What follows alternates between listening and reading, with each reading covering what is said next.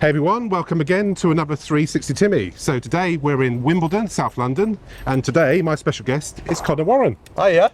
Hi Conor. How are you doing? Not too bad at all. Good. Conor is a mental health advocate, a public speaker, and founder and CEO of Spark UK. So we'll talk about that. It's a charity for mental health for young people. Yeah. And I should say that we're in Wimbledon, but neither of us come from Wimbledon. No. So you're actually from Devon, aren't you? Yes, I sure am. So tell us about what you're here for today. Yes, I've been here. I've just been doing some filming with the BBC for some primary school assemblies on mental health and been up for a conference this weekend. So yeah, just up for a little trip up here.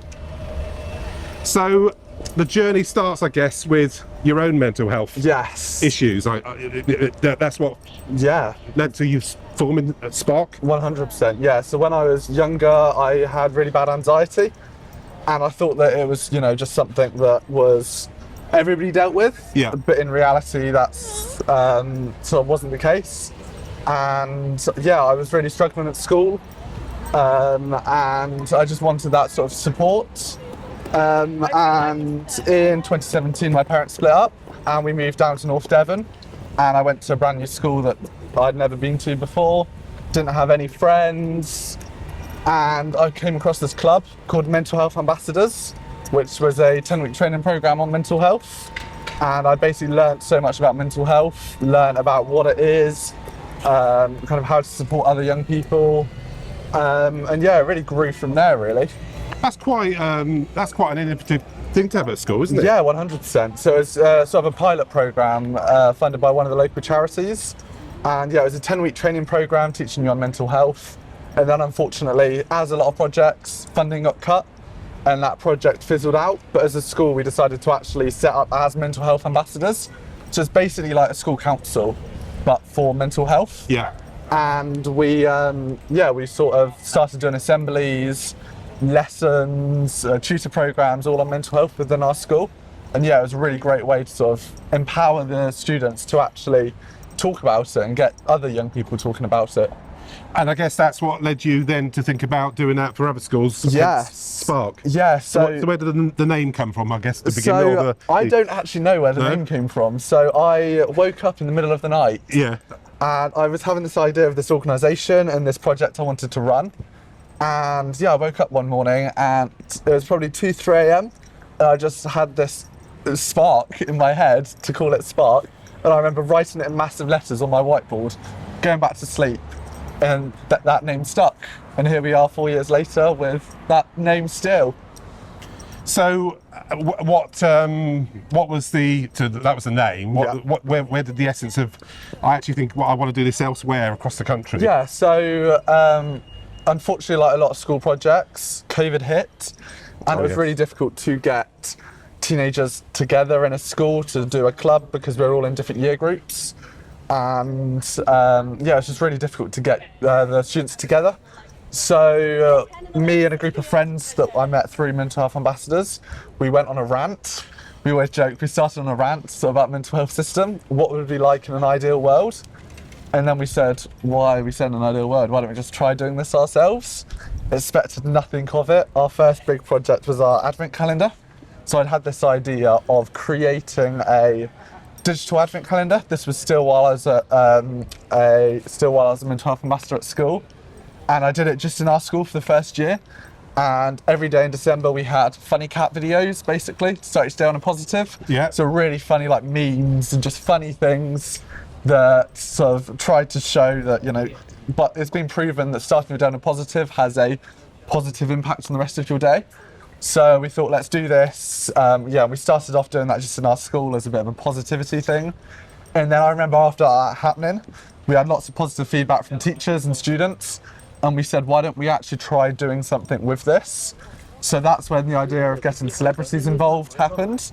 And that project is what started Spark as what it is now, by creating that and sort of making that a standalone away from school and into something actually for young people and for sort of celebrities and a standalone project. And who were the early celebrities that got on board with that, and how did you go about getting that kind of support then? So the first year was very much looking at Instagram, looking at who my friends were following, then trying to find email addresses for those celebrities. So I remember the first big moment was Bradley Walsh. Yeah. First year, we had Bradley Walsh sending us a video giving a tip on mental health. We did that just by sending him an email. And within the first year, I think we also had Emma Thompson, we had Stephen Fry, we had loads of YouTubers that I grew up watching. I had like CBeebies presenters I grew up watching. That's amazing. And it was literally just sending messages on Instagram, emailing agents and just seeing what happened and just asking. Because I think that's the biggest thing I've learned is just ask and you never know what your answer will be. And I know you've done a talk on that about the being persistent on email is the key to all of this. 100%. Do you think that's a rather old-fashioned thing now, email, don't you? It's all messaging on Instagram and I think that kind of thing. But I think young people are afraid of emails sometimes. I don't think any of my friends have probably ever sent an email in their life. But for me, you've got this free tool to speak to anybody in the world if you can find their email address. So why not try it? Because Instagram can become quite diluted sometimes. Yeah. You know, these influencers probably get thousands of requests a day. And whereas emails, people don't think to email, especially, young people, they don't think to email these people. So yeah, that's sort of how we went about it. Sort of speaking to agents, using LinkedIn to find agents and to find sort of assistants and going about it like that. And so that obviously did that first quite a couple of years ago. So are they good at coming back the following year when you do the advent calendar again? Yeah. So we've the best example of that is Stephen Fry. We've had him 4 years in a row. Wow. This year we literally sent the email to him, and within 24 hours we had the video from him back. Yeah. And he knew what to do. He knew exactly all of that. And yeah, we really get that sort of consistent feed of celebrities every year. But then we also try and mix it up every year so it's not the same. So other than a few people, so we've sort of got, this year we've got YouTuber Max Fosh. He's back, he did it initially in our first year and he's back again this year. So we tried to sort of throw it back a bit to some celebrities that did it a few years ago. But yeah, we've got a really good reputation now and we've got a lot of people that sort of come back year back with sort of agents talk to us year on year and try to get different clients on board. So yeah, we really sort of grow like that now. That's brilliant. And so in terms of Spark and the resources available, I've seen your website, the 8 self-care acts. I quite like that. Yes. That's so it is for young people to be able to go to that website. Absolutely. But it's all about education in schools and so we currently create educational resources for 300 schools around the UK. Yeah. So we basically, a lot of the ideas are we sit as a group, we come up with what we felt like we weren't taught in school that was really important around mental health, around well-being. And then we sit and we write a lesson on that. We do research, we read books, and we do a lesson, and then we create that lesson completely by ourselves. And then we work with professionals to sort of get that vetted and get that actually checked that is right. And yeah, we sort of, we've got lessons on gratitude, anxiety. We've got, as you said, we've got our self-care acts, which are 8 things that we think young people could, people of all ages can do. Yeah, I looked at them. They are basic things, aren't they? Yeah, very. You know, like eating your favourite food and exactly. And I think that doing something you enjoy. That came about. We saw these back in the day. There was 10 a day, which were 10 things you can do to support your mental well-being. And I remember as a young person looking at them, I think one of them that always sticks out is do something you enjoy and are good at. Yeah. For me, it always stuck with me. Why should you be good at it to enjoy it? And for me, I'm like, my example is always, I love singing. Cannot sing for the life of me. The only time I sing is in the shower. Yeah. However, that's still good for my mental health. Yeah. So why should you be good at it? So we really sort of adapted these and worked with other young people to understand what they do and what we do. And then we sort of create resources, and we're currently running programs in local communities to teach young people about these self-care acts and sort of help implement them into their life. So yeah, that is amazing. And so what makes up Spark? How many other people are presumably people of your same age? So we've currently got a team of 3. Yep. So it's myself, it's Bridie, who's a clinical psychology student at Exeter, and we've got Kyra as well, who does a lot of design for us. And then we've also got our trustees who are all across the UK, and they all come from different industries and different opportunities and etc. So yeah, we've sort of got a really good team, and we're currently growing a lot as well. All around the UK, not just around the UK. because all the work we do is completely national. Yeah. So all our team are growing from all across the UK, and all of our core team are aged between 17 and 25 as well. So we are all still young people. We still know what the education system's like. We still know what it's like to be a young person going through COVID and through the pressures of modern society. That's still a legacy, isn't it, COVID? It is. That really is, especially for young people, as you say. 100%. You can see it now, actually, as the years advance. Yeah, and I think that's what's The so impact important it's had. about what we do, is because we are not trying to relate to young people, because we are young people. Yeah.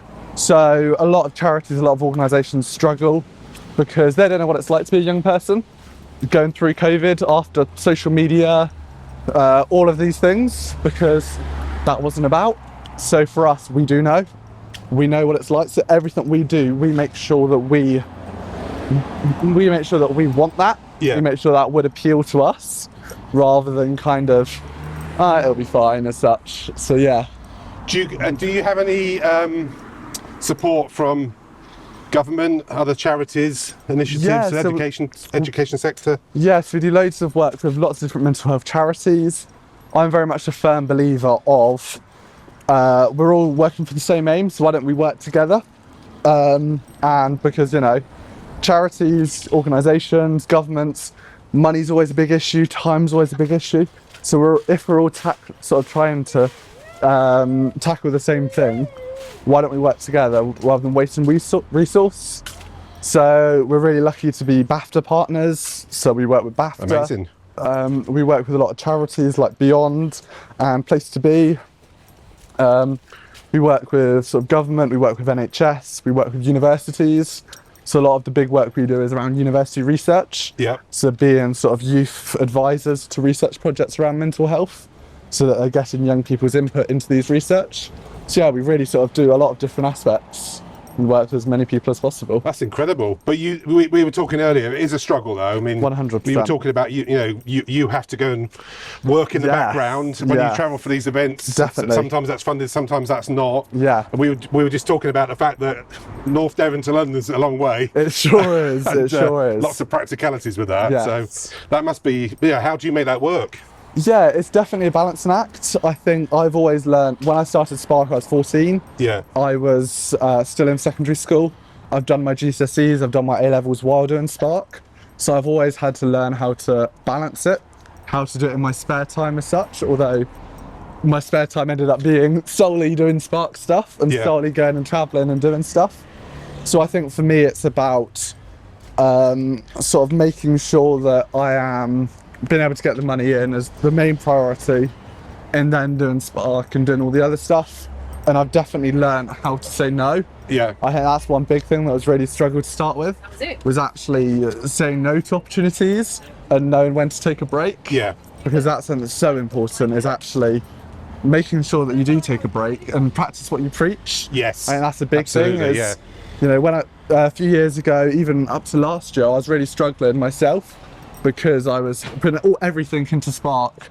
All my time was focused on school and Spark. Actually, I wasn't looking after my own mental health. Yeah. So now I'm very much, I know when to turn the laptop off and stop working. I know when I need to take a break for a bit. I know all these different aspects, and that's definitely something that you have to learn naturally and you don't automatically get. So yeah, it's definitely been a learning experience to balance it and to make sure that I am doing stuff for myself as well as for Spark and for all the other aspects I'm involved in. Yeah, we talked earlier, didn't we, about, like I said, when I'm bored, the old dark clouds gather. 100%. So I like to be always doing something, but there is a balance, as you said, about not doing it. And sometimes I think you were saying that some of the talks you do, so you're doing quite a bit of public speaking. Yeah. So you've travelled a fair Malta, I believe. Yeah, I've been in Malta and Austria. Yeah. So that's and they're great opportunities, aren't they? 100%. Yeah, but there's definitely there's also been opportunities I have had to turn down. So I had to turn down a trip to Gibraltar, which I was gutted about, because that was my first ever abroad trip that I was invited to. Yeah. I said no, I need to prioritise school. As bad as that is, I had to prioritise school, and yeah, it's definitely kind of. As you were saying, these things tend to come at once, and you have to make a choice. Yeah, 100%. They do come at once, and it is definitely trying to, learn how to deal with that. And learn, I'm in a very unique position there's not many other 18-year-olds who are CEO of a national organisation. So yeah, it's definitely been a unique position that I've had to learn and sort of learn for myself what that means and how to actually live my life like that. And all your public speaking is on youth mental health? It's on a broad range of things. So yeah, youth mental health. I also do work on sort of youth voice and youth empowerment, as well as sort of encouraging young people to set up their own organisations. So I do a lot of work with Young Enterprise. So while I was at school, I was managing director of a Young Enterprise company. And I do a lot of work with them now. I judged their Southwest finals last year, and I'm doing some masterclasses for their students this year. So I really try to sort of give back as much of that and encourage young people to actually, if they have an idea, go do it, go try it, and go and sort of execute that. And yeah, I try to sort of do as much of that as possible as well. So yeah, a broad range of talks. Yeah, that's amazing. And are you doing any social media video or anything like that? Yes. Influencing? And... I'm slowly starting. I think at the minute, mainly on LinkedIn. I very much try to use LinkedIn as much as possible. Yeah. But I'm branching out to TikTok and Instagram now and trying to sort of post content on there. Yeah. And try and educate young people in just what they can do, what their first steps are, and show that it's okay to just, not everything's perfect. It's when you look at social media a lot of the time, you see these influencers and they all live these perfect lives. Yeah. But in reality, it's an illusion, they don't talk about the transport, how long that took, or stuck in snow, or all these different things. So actually, I try to be as real as possible on social media and try and show to young people that actually, yes, you might be at an event at BAFTA next week, but the before and after of that is, yes, there's a beautiful picture that happened in an hour, but it's a 3 a.m. journey and or sleeping on the platform at Paddington. Exactly. Yeah. So that's kind of what I'm trying to say on social media at the minute, is that kind of, yes, everybody's life is not perfect. Yeah. So if you're a young person, you will have great moments in your life, but you also have a lot of bad ones as well. I mean, an interesting question for you, as someone who comes from the 20th century and someone that comes from the 21st century, what are the mental health challenges for young people now? Is social media a big, because at the moment, Australia have been talking about a ban on social media, which is quite in the news this week that's just gone. Is there a link there, do you think, or what are the other areas that... I think that social media is definitely a massive impact on mental health. But actually, I think a lot of people, especially adults, are quick to blame social media. Yeah. In reality, it is not all negative, it's not all bad. I think that's the thing that a lot of people tend to forget, is actually social media has so many positive outlets. And I think there is a lot of factors that impact youth mental health. I think, obviously, like we said a minute ago, COVID, social media, even things like reality TV now. Yeah. So obviously with the return of Big Brother last year, and with Love Island and all these shows, it's kind of creating this image that young people are aspiring to be. We are very much, I always say, we're in this Love Island influencer era. Yeah. Where young girls, young boys are looking up to these Love Islanders, and in reality, you're only seeing a snippet of their life. Yeah. And there's been some quite high level, suicides and 100%. As a result of those shows as well. Yeah, definitely. So, you don't realise that. So that's got a massive impact. And equally just the pressures of being a young person now. I was at a conference on Friday and they were talking about, actually for young people, money is such a big issue, because I can't remember what the statistic was exactly, but young people feel like their parents were a lot better off than them at their age. Yeah. So, house prices are going up and up right now.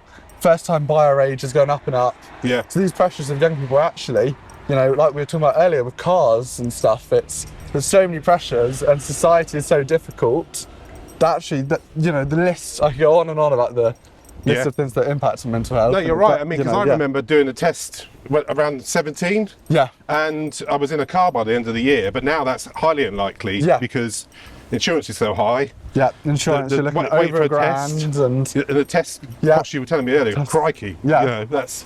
And like things like theory tests as well. Yeah. So they run out after 2 years, so you have to redo that. And they cost about £30. You got your practicals. And having a car is your first bit of independence, isn't it, as a young person? So 100%. That's why I'm focusing on that. Yeah. From my kind of equal point of view at the same sort of time, I can see that. Yeah. And as you say, house prices, when you've left uni, you want to get on the housing, now you've got your first job. Yeah. It's not easy at all. No, not at all. Yeah. I should also mention it's quite windy today. It's very Storm windy. Bert, isn't it? Is it Storm Bert? Storm Bert. Storm Bert is really bringing the wind.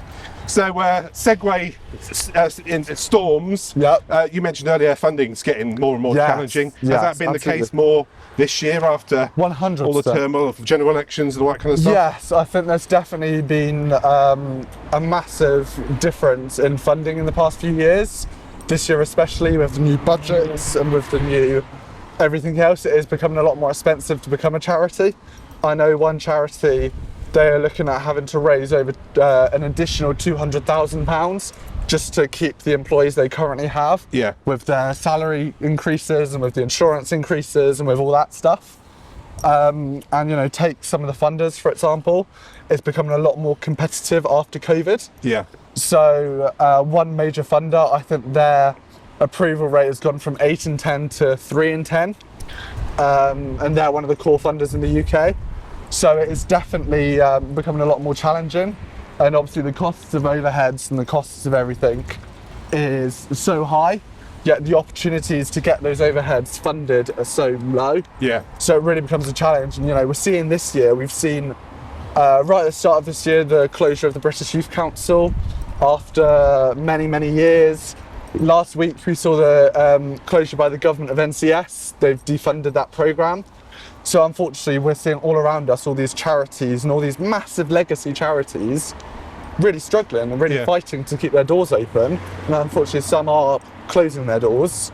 And having the closure of those two major youth charities, NCS have supported so many young people, so have the British Youth Council, and seeing the closure of them, it means that actually it's quite scary to see, because these opportunities for young people are becoming slimmer because those charities aren't able to keep the doors open and it's fighting for funding. Yeah. So it does definitely become a huge challenge that impacts everyone, whether it is a youth charity or it's all these different other charities. It can become really challenging. So as we switch into 2025, you're 19 in December. Yeah. So you've left school and college and everything now, so you are doing Spark full time 100%. and working as well. Yeah, I'm working. So what are your plans going into next year to kind of try and turn that funding thing around? So we've really sort of, like many charities, like many businesses, we are diversifying our funding. So we're really in January, we're taking a bit of a step back for a bit, and we're going to sort of reevaluate a lot of stuff we're doing. And we're going to be looking at a more sort of commercialised model where we are commissioned by local councils, local charities to deliver the work in their local communities. Yeah. As well as looking at a lot more philanthropic funds, more donations, more kind of things like that will actually increase that fund. So it's really about diversifying as opposed to relying solely on grants and solely on X, Y, Z. Yeah. It's about relying on a much bigger range of things. So that's kind of where we're trying to sort of look in 2025 to diversify a lot more. And of course, you, Conor, yes. you need to develop your career 100%, as well, don't you, as you go into the new year? So that's a key goal as well, alongside what you're doing. Yeah, definitely. I think for me, I've very much been learning at a pace that kind of, I am growing up in this. As I said, I started this when I was 14. I got thrown into this world from nothing to everything pretty much overnight. So I'm definitely continually learning, continually learning what I want to do in my life, and kind of finding those opportunities and taking those opportunities when they arise, and just kind of see what happens. I'm very much a person that right now I'm in a stage of my life that I could get an opportunity tomorrow and that changes everything, the course of everything, and I'm quite open with that, and I love that opportunity because I'm not necessarily tied down to university or to like a big job where I have to stay in a certain area. I'm quite in an open place now where actually I can go chase opportunities if they come my way and if that's what I'm interested in. So it's a really exciting time, but a time of sort of reflection and to grow and kind of work out what I really like. I mean, you're incredibly inspiring to be dedicated to this from 14. Yes. And now it's your career. I mean, and I know you enjoy it, but yeah, it really is incredibly inspiring. I can't wait to see what happens next. I'm sure we'll catch up again 100%. and find out what happened after this. What happened after. Yeah, but for today, thank you very much from a windy Wimbledon. Yes, and windy Wimbledon. A safe journey home to North Devon. Thank you. Take care. Thank you very You much. have a good day.